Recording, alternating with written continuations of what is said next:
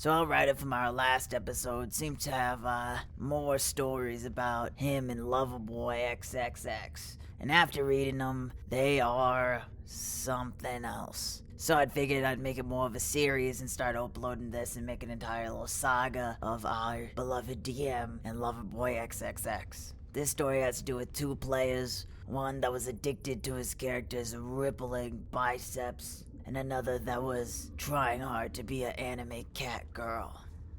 Yeah, let's just get right into it. So, around 2 months ago, I submitted this. You don't have to read the whole thing, but TLDR, back in high school, I was convinced by my friends to narrate a sort of rules-light storytelling RPG for them. Everything was going well until one of my friends, who I will keep referring to by his former WoW username, Loverboyxxx, because I have the sense of humor of a 12-year-old, brought along his long-distance girlfriend to our sessions. For some reason, she became obsessed with an NPC of mine and pretty much blackmailed me using my friend's mental health in order to force, among other things, a relationship between our characters. As I mentioned in that story, Loverboyxxx and I recently reconnected. Unlike myself, he never stopped being interested in RPGs ever since our group fell apart years ago, and is now an avid D&D player and occasional DM. Pertaining to the latter, some time ago he asked me to help build a world of his own, since the people he regularly played with had expressed interest in a more narrative-driven campaign. This'll be another lengthy one, so brace yourself, dear reader, as I regale you with the tale of Ben the brooding bandisher of beefy breasts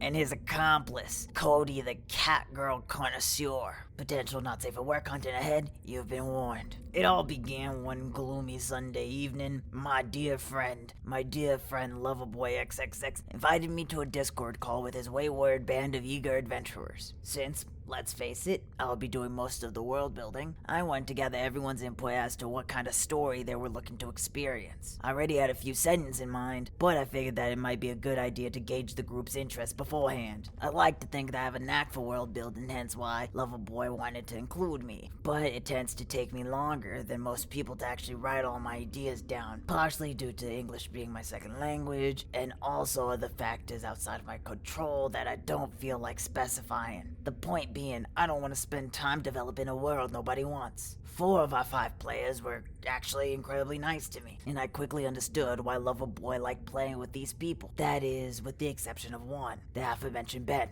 Not his real name. See, while the rest of the group wanted a medieval high fantasy setting, Ben insisted on it being set in the modern world, under the pretense that he was tired of, I quote, swords and dragons and shit. Now, don't get me wrong, personally I sort of get where he's coming from, but instead of respectfully voicing his opinion, he came across as a stubborn, petulant child who talked over anyone who suggested a compromise. Cody, also a made-up name, who is his brother, was initially on the majority side, but was quickly pressured by Ben into changing his tune. For context, everyone involved is in their early to late 20s. Was it not for Loverboyxxx chiming in and telling them both to essentially shut the f up and let everyone else talk, I would have let the call then and there. We eventually found a middle ground and settled on a story set in a fictional version of Victorian-era London with elements of dark fantasy and eldritch horror, a la Bloodborne.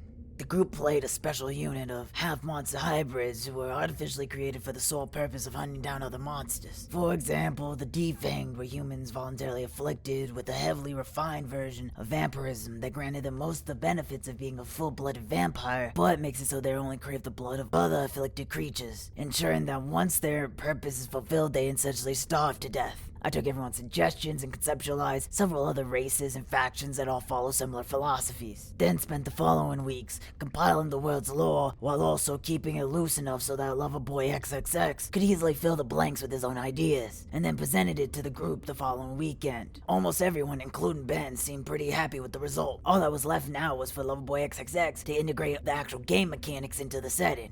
Cody, however, wasn't completely sold on the idea. He was actually far meeker compared to his older brother and only spoke his opinion if it echoed Ben's. Not this time, for you see, dear reader, in my conviction to create a consistently gritty and oppressive atmosphere, I had neglected to account for something, a cornerstone of every successful RPG.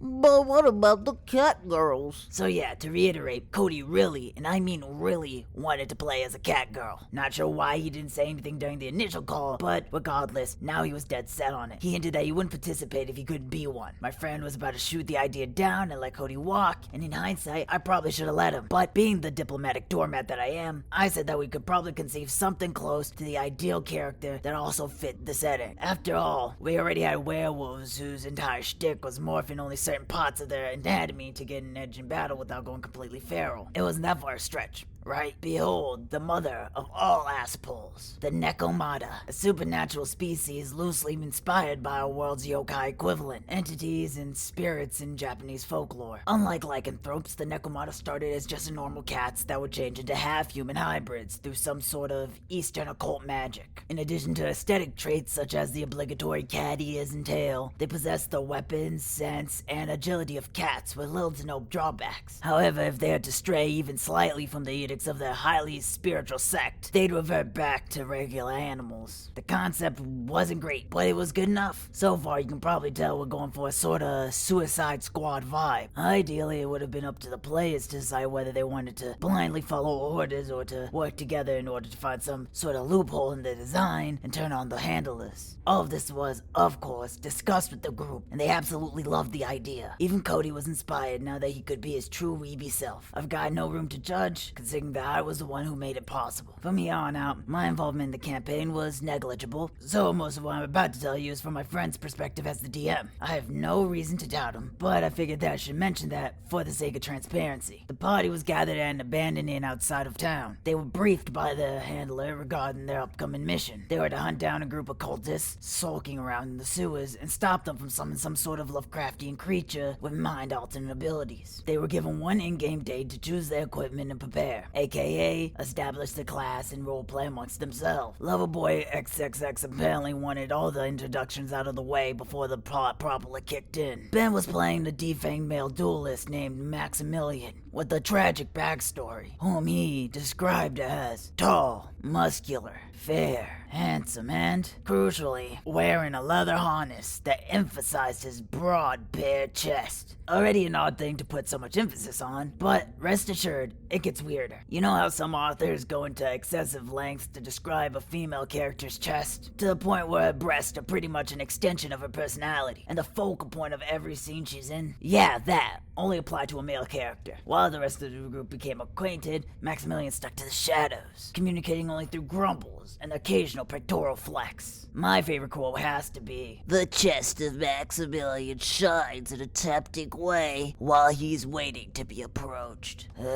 When no one took the bait, Ben made an out-of-character remark towards his brother, very heavily implying that Cody, who was actually doing an alright job fitting into the rest of the crew, should pay more attention to him. Cody complied, which Ben interpreted as an invitation to pretty much assume control of his precious cat girl, describing how her eyes went wide when she noticed the sheen of Maximilian's smooth pecs. No, I'm not making this shit up. For the sake of everyone who had to witness two brothers pretending to awkwardly flirt with each other, all the while one was trying to do a squeaky schoolgirl voice, Loverboyxxx decided that was quite enough bonding for the time being and moved the campaign along, skipping to the newly formed squad of misfits descending down into the sewers. Overall, the actual gameplay portion proceeded as it usually had. Everyone played their role competently, and after fighting their way past droves of minor abominations, reached the hidden chamber where the ritual was being conducted. They easily slaughtered the cultists before they could fully summon the patron deity, which was teased as the eventual endgame boss of Chapter 1 of what was intended as a year-long campaign. Following the battle, Ben started to act as though his character was badly injured, despite him having sustained little to no damage during most of the encounters. He insisted that the group's physician, obviously another female character, look him over. Upon her begrudgingly inquiring about the injury, it was, of course, described in great detail as a large gash across Maximilian's strong, brawny, muscular, firm yet soft, rugged yet sensual, morally complex, character arc defining and suspiciously perky man-teats. I'm exaggerating, but you get the point. After a collective eye roll by almost everyone involved, Maximilian was unceremoniously patched up, and the group returned to their hideout for some downtime. It was Cody's turn for the limelight, with his older sibling still selling his character's injury, props for the consistency at least. and retired to his room. Cody was finally given the opportunity to shine. Remember how I mentioned that he attempted to do a stereotypical squeaky anime girl voice before? Well, my man decided to double down and now exclusively speak like that during every single interaction. Hey cat girl, want a drink? Yeah, only if it's milk. And don't forget to put in a ball, oh, Ew, oh god. Yes, it was as cringeworthy as it reads, and yes, it clashed with the overall bleak aesthetic of the setting. But having a fully grown man with a heavy Scottish accent trying to unironically sound cutesy was at least funny in an endearing sort of way, unlike Ben, who was just plain obnoxious. Speaking of whom, he would still occasionally interject and remind everyone that Maximilian was now slowly changing into his casual clothes. But oops, he had forgotten to lock his bedroom door. How awkward would it be if someone was to check up on him at that exact moment, right guys? Haha. No one ever did, by the way. As the campaign went on, Ben continued to find new ways of objectifying his beefcake. One of my favorite highlights is the time when Maximilian was briefly reunited with his estranged sister. Before going their separate ways, she had given him their dead mother's earrings as a parting, sentimental gift. Try and guess what he did with them. If you guessed used them as nipple piercings, then congratulations. You've been paying attention. In a weird way, I sort of admire his commitment to the trope. All that said, I wouldn't be writing this if it wasn't for what happened during the campaign's climax.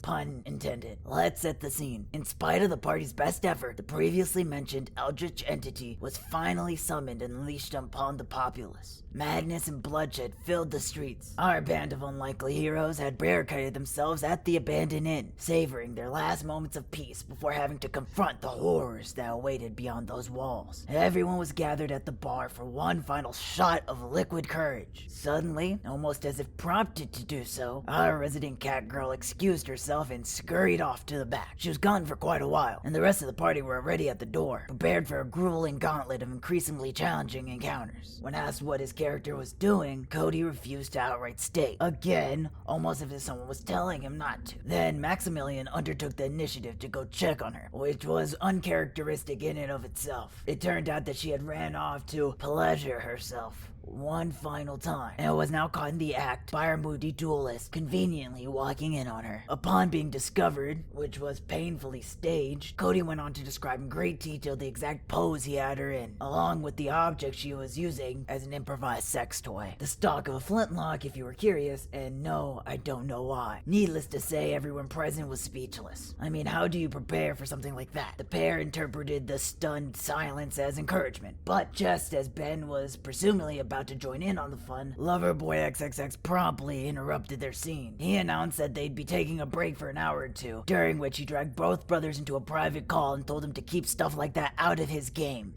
Yes, the setting had some mature themes, but forcing everyone to listen as they graphically indulge in each other's fetishes crossed more than a few lines. I'm not sure how I personally would have handled it. Maybe some of the more experienced DMs among you can share any similar experiences and how you would have dealt with them. Thankfully, the story was allowed to conclude almost as intended. The big bad was defeated and its surviving mind slaves liberated, even if the party had failed to liberate them themselves in the end. Ben quit the server soon after. Cody stuck around for a while longer, but eventually quit as well. Loverboyxxx quickly found replacements, and they've been playing ever since. Some say if you join a voice call at 3 a.m. with your volume turned up, you can still hear the faint jingling of nipple ring. Anyway, hopefully you found this at least half as entertaining to read as it was to write. TLDR, two real-life brothers participate in a roleplay-heavy campaign. One plays a brooding vampire obsessed with his man-tits, and the other, a stereotypical cat girl he insists on authentically voicing. They get increasingly weird with each other until they get told off, and afterwards quit the server.